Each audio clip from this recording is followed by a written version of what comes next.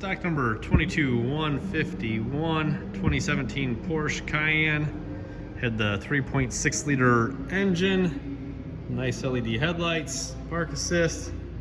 Was cowl cut through the windshield and through the floor.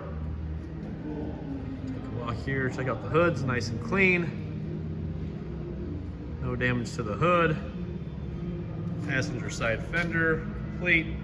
White painted flare. So it's got the LED headlights. You go there, has the headlamp washers. Daytime running light, I believe. Fog light. Has park assist. Nice clean front bumper.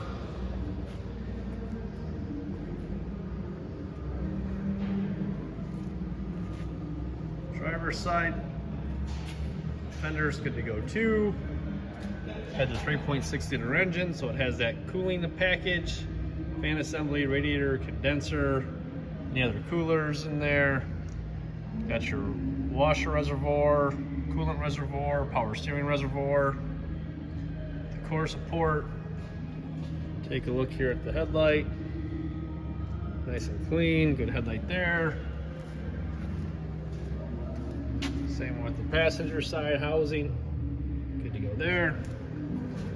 All right, 22151, 2017 Cayenne in stock now.